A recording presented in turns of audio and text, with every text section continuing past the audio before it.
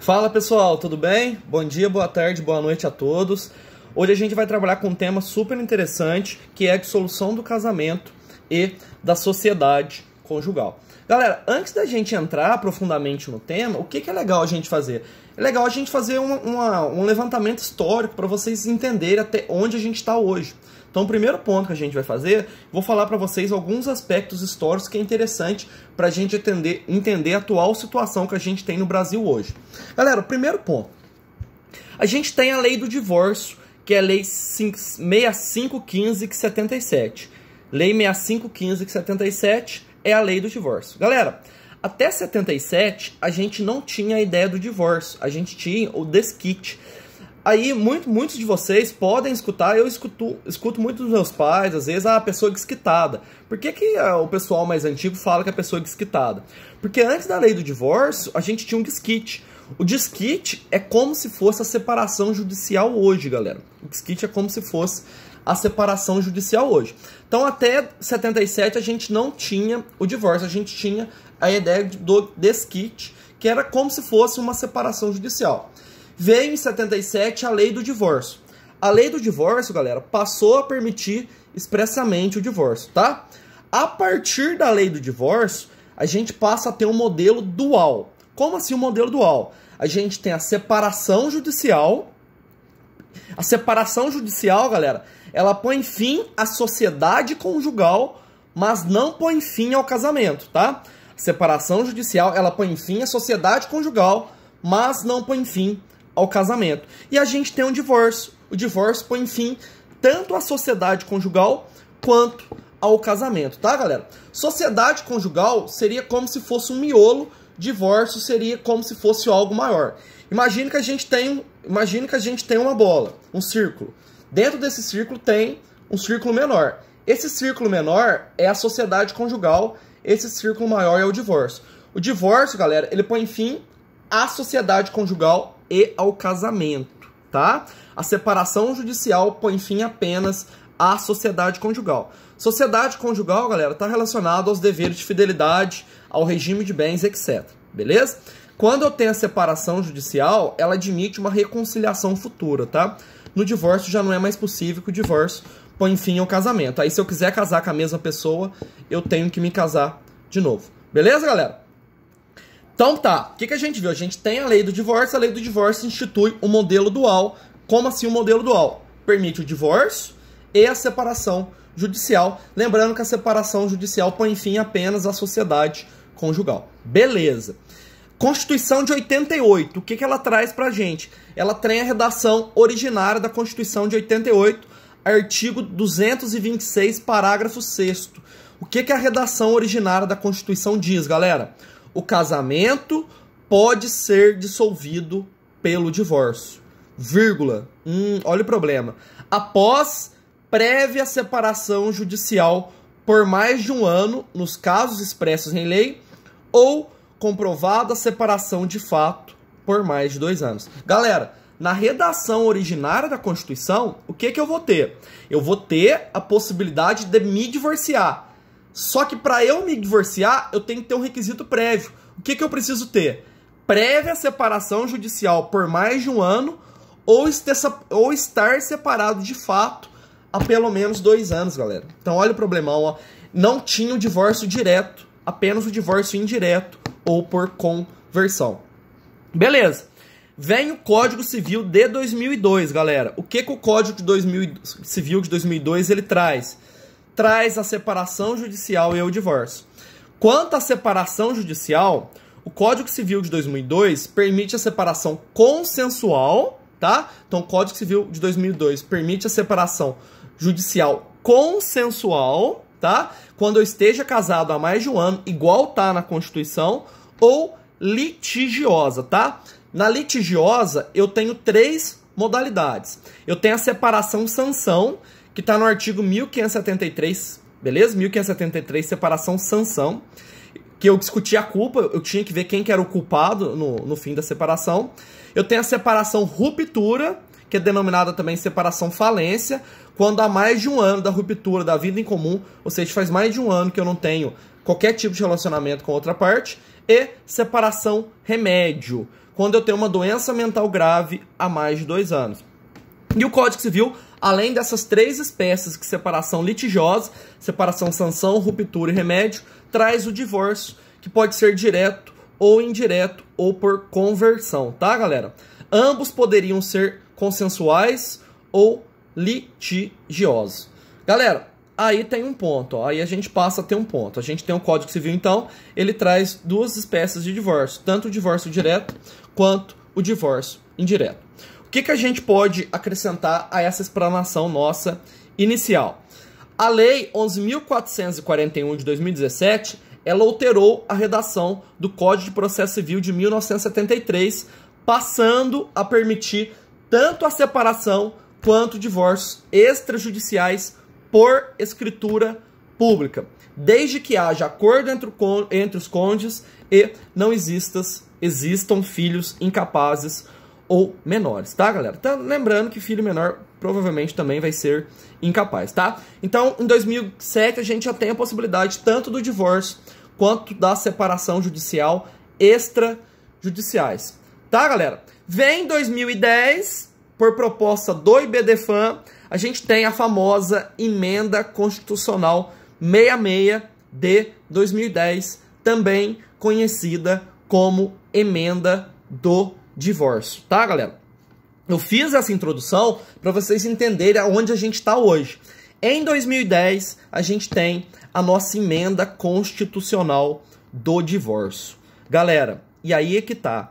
A gente traz uma emenda constitucional do divórcio, permitindo o divórcio direto, mas a gente não traz qualquer modificação na legislação infraconstitucional. A gente modifica a Constituição e esquece de modificar o Código Civil. Repare, ó, a redação anterior da Constituição permitiu o divórcio após prévia separação judicial por mais de 1 ano, ou seja, o divórcio indireto ou por convenção, ou por conversão, perdão, ou comprovada a separação de fato por mais de 2 anos. Nesse caso, eu poderia ter o divórcio direto, não poderia ser por conversão.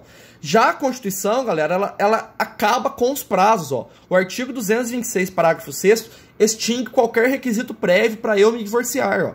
O casamento pode ser dissolvido pelo divórcio.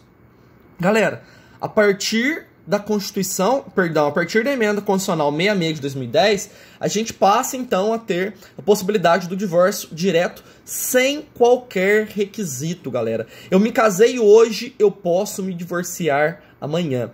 Não tem qualquer requisito temporal mais. Eu me casei hoje, se eu quiser já me divorciar, eu posso, galera. Não tem mais que esperar a separação de fato por mais de 2 anos, ou eu fazer uma separação judicial e ter que esperar pelo menos 1 ano, tá? Então a gente tem aí o divórcio direto sem qualquer requisito temporal. Pergunta então, vamos lá. Foi extinta a separação judicial e extrajudicial pela Emenda Constitucional do Divórcio? Lembrando que a Emenda Constitucional do Divórcio não trouxe qualquer modificação na legislação infraconstitucional. Galera, então vamos lá, ó. Vamos ver o artigo 1571 do Código Civil. Ele fala o seguinte, ó. A sociedade conjugal termina pela morte de um dos cônjuges, pela nulidade ou anulação do casamento, pela separação judicial, pelo divórcio. A sociedade conjugal termina morte, nulidade ou anulação do casamento, separação judicial e divórcio. Repare, inciso 3º. Fala de separação judicial. Fala de separação judicial. Aí o parágrafo 1º desse artigo diz: o casamento válido só se dissolve pela morte de um dos cônjuges ou pelo divórcio. Galera, reparem, o 1571, inciso 3º, fala que a separação judicial põe fim à sociedade conjugal. Galera, mas a Constituição foi modificada. Reparem, a separação judicial estava no 226, parágrafo 6º. Estava no 226. A gente tirou e falou, o casamento pode ser dissolvido pelo divórcio. O que acontece, galera? A doutrina, grande parte da doutrina, me parece que a doutrina majoritária passou a falar que não persiste mais a separação de direito no nosso sistema, Porque o fim social da emenda constitucional 66 de 2010 é justamente colocar fim à separação judicial, galera. Colocar fim à ideia de discussão de culpa. Porque na separação judicial, galera, a gente ficava meio que discutindo quem era culpado pelo fim do casamento. A gente ficava discutindo. E a ideia do divórcio foi por fim à separação judicial. Então, galera, vamos resumir. Foi extinta a separação, temos duas correntes.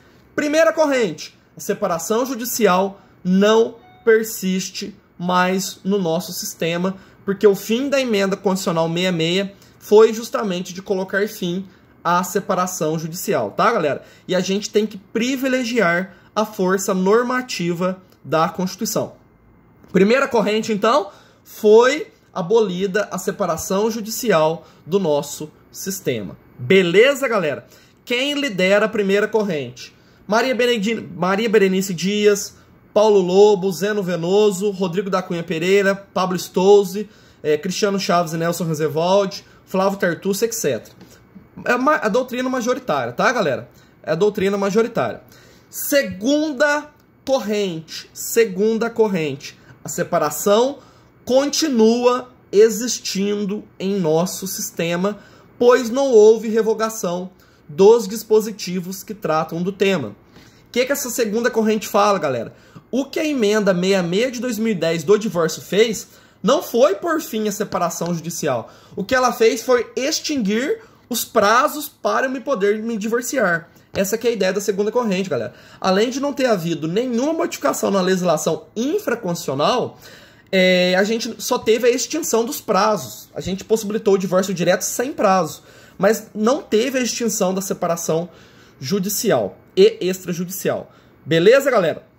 E reparem, a emenda constitucional fala o casamento pode ser dissolvido pelo divórcio. Não fala deve ser dissolvido pelo divórcio. Beleza, galera? Qual corrente prevalece? A segunda corrente é a corrente adotada pelo Superior Tribunal de Justiça, e o Código de Processo Civil de 2015 também adotou a segunda corrente, no sentido de que não foi extinta a separação judicial ou extrajudicial. Beleza, galera? A gente tem enunciados doutrinários da quinta jornada de Direito Civil também trabalhando com o tema. Enunciados 414, 415, 514, 515, 516, 517, tá, galera? Todos esses enunciados doutrinários, 514 a 517, também falam que a separação judicial e extrajudicial não foi extinta do nosso sistema. E aí eu vou ler um julgado para vocês do STJ de 2017, galera. O que esse julgado fala? Ó? A separação é modalidade de extinção da sociedade conjugal, pondo fim aos deveres de coabitação e fidelidade, bem como ao regime de bens, podendo ser revertida a qualquer tempo pelos cônjuges. Galera, como eu expliquei no início do nosso vídeo, a separação judicial ou extrajudicial é uma das modalidades de extinção da sociedade conjugal. E quando eu extingo a sociedade conjugal, eu ponho fim aos deveres de coabitação, fidelidade e ao regime de bens. Mas ela permite uma reconciliação futura, galera. Beleza? Prosseguindo. O divórcio, por outro lado, é forma de dissolução do vínculo conjugal e extingue o casamento, permitindo que os ex-cônjuges celebrem novo matrimônio. São institutos diversos, com consequências e regramentos jurídicos extintos. A emenda constitucional 66 de 2010 não revogou os artigos do Código Civil que tratam da separação judicial. RESP 1.247.098. Relatora ministra Maria Isabel Galotti. Beleza, galera? Então o STJ confirmando que a separação não foi extinta do nosso sistema. Beleza, meu povo? Vamos falar então qual que é o panorama atual que a gente tem desse tema no Brasil. A gente tem a separação de direito, que pode ser extrajudicial, separação de direito que pode ser extrajudicial, extrajudicial no cartório de notas, tá, galera? Se for extrajudicial, tem que ter consenso de ambas as partes. Ou judicial. Se for judicial, pode ser consensual ou litigiosa. Então a gente tem a separação de direito, que pode ser extrajudicial ou judicial. A judicial pode ser consensual ou litigiosa. E a gente tem o divórcio, galera. Divórcio também pode ser extrajudicial, feito no cartório, ou judicial. O judicial pode ser consensual ou litigioso. Beleza, meu povo? Então a gente já falou aí o panorama atual que a gente tem quando a gente trabalha com dissolução da sociedade conjugal e com a dissolução do casamento. Beleza, galera? Pergunto agora para vocês. E a separação de fato, ela foi extinta do sistema, galera? O que é a separação de fato? Eu tenho certeza que vocês conhecem alguém, eu tenho certeza que vocês que estão assistindo o vídeo, vocês conhecem alguém que é casado no papel, mas não tem relacionamento mais com a pessoa, não dorme mais na mesma cama com a pessoa, às vezes até mora junto, mas não dorme mais na mesma cama, não tem relacionamento nem nada. Às vezes tem até um outro relacionamento por fora, às vezes tem até um namorado por fora, mas ainda continua casado no papel com determinada pessoa. Essa pessoa, galera, que é separado de fato. Separado de fato porque ela é casada no papel, mas no fato, na vida concreta, ela não tem mais nenhum tipo de relacionamento com a outra pessoa, nenhum tipo de relacionamento afetivo com a outra pessoa. Tenho certeza que vocês conhecem alguém que estão nessa situação. Separação de fato ainda existe? Existe, galera. Separação de fato é muito relevante, a gente vai ver por que a partir de agora. Primeiro ponto, o separado de fato pode constituir união estável com outra pessoa. Olha que legal. Então, primeiro ponto, o separado de fato pode constituir união estável com outra pessoa. Artigo 1723, parágrafo 1º do Código Civil. Separado de fato, então, ele pode constituir união estável com outra pessoa. Segundo ponto interessante, o STJ tem entendimento de que a separação de fato põe fim à sociedade conjugal, galera. A separação de fato põe fim, por longo período, põe fim à sociedade conjugal, mas ainda persiste o vínculo do casamento, tá? Repetindo, a separação de fato por longo período põe fim à sociedade conjugal, lembrando que a sociedade conjugal abrange dever de fidelidade e coabitação, mais os regimes de bem, tá, galera? Então, separação de fato põe fim à sociedade conjugal, mas ainda não põe fim ao casamento. Olha a consequência jurídica disso, galera. Não faz jus à meação dos bens havidos pelo marido na qualidade de herdeiro do irmão ou cônjuge que se encontrava separado de fato quando transmitida a herança. Como assim, galera? É o seguinte, ó. Se eu sou separado, se eu sou casado no papel com uma pessoa, mas sou separado de fato dela por um longo período, o que vai acontecer? Vamos supor que eu sou casado com uma pessoa, mas há 10 anos eu não tenho nenhuma relação mais com a pessoa. Ela morre. Eu não vou ser herdeiro dessa pessoa. Eu não vou ser herdeiro dessa pessoa, galera. Eu não vou ser herdeiro dessa pessoa. Provavelmente eu não vou ter direito nem à herança dessa pessoa. A gente tem diversos julgados considerando isso. A gente tem diversos julgados afastando o direito à herança do cônjuge que tiver separado de fato já por um longo período. Tá, galera? Quem é separado de fato, galera, não tem direito nem ao regime de bens. Não tem direito sequer à meação, galera. Beleza? Tem um julgado de 2019 do STJ. Quando a gente trabalha na parte geral e estuda prescrição, a gente estuda que não corre a prescrição entre os cônjuges. Ou seja, durante o casamento não corre prazo prescricional entre os cônjuges. Em 2019, o STJ teve um julgado que falou que a separação de fato por um longo período afasta isso. Se eu for separado de fato por um longo período, a prescrição começa a correr. Então, olha a importância que a gente tem, galera, da separação de fato, tá? É um instituto muito importante. Beleza, galera? Daí, o que a gente tem, galera? Quando eu vou me divorciar, eu posso me divorciar com ou sem partilha de bens, tá, galera? Eu posso me divorciar e pode ter uma prévia partilha de bens ou pode não ter uma prévia partilha de bens. Lembrando, eu sou casado, eu me divorcio, não divido os bens. Enquanto eu não dividir os bens, galera, eu vou ser obrigado a casar no regime da separação obrigatória de bens se eu quiser me casar de novo, porque quem ainda não fez a divisão dos bens, Lembrando que casa sobre uma das causas suspensivas do casamento. Beleza, galera? Lembrando que a ação de divórcio compete somente aos cônjuges, porque a ação de divórcio é personalíssima, tá, galera? A ação de divórcio compete apenas aos cônjuges.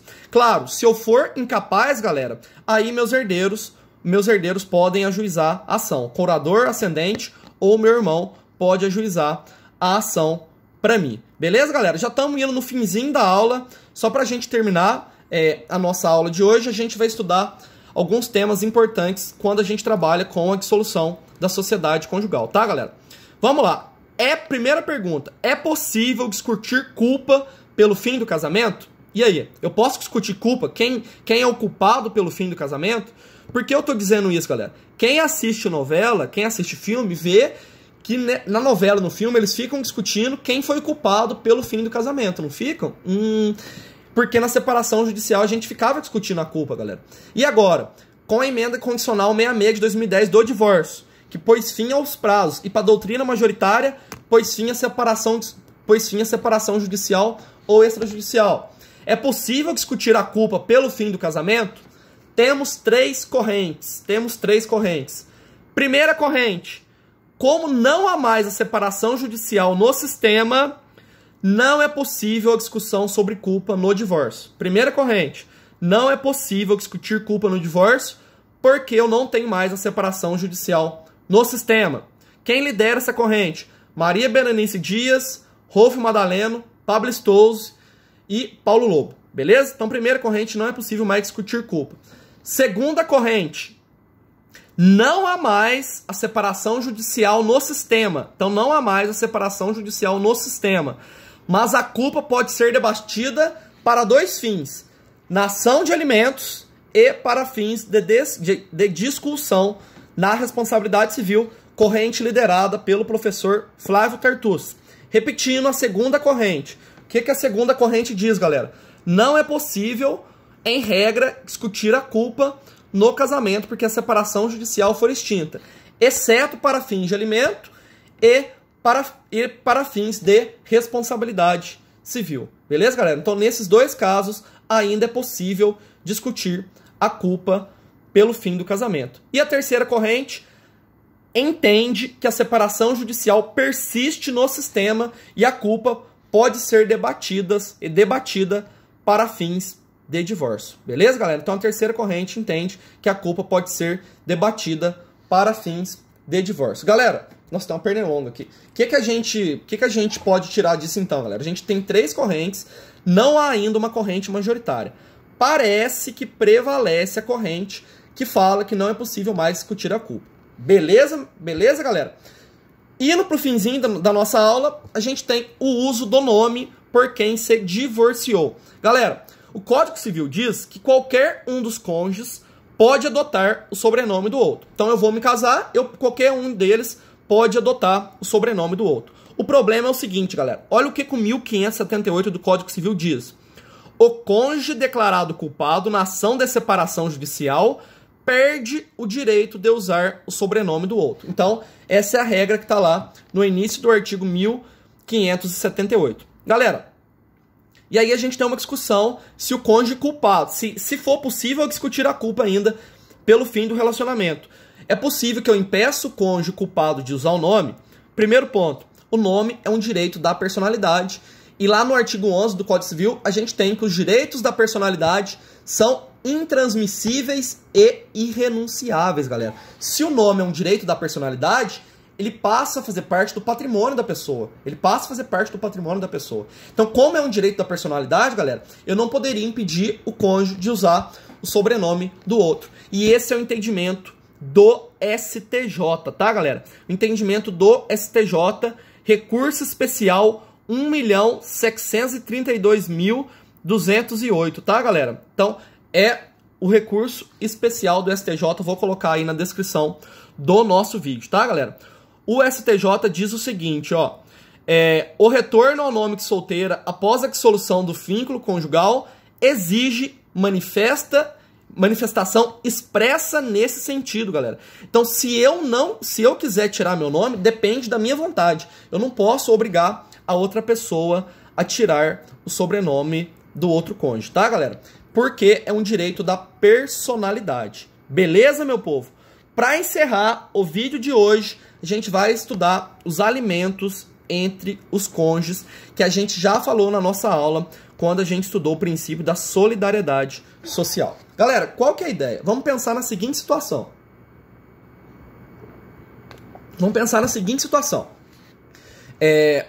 no caso, vamos pensar no caso dos nossos pais, tá?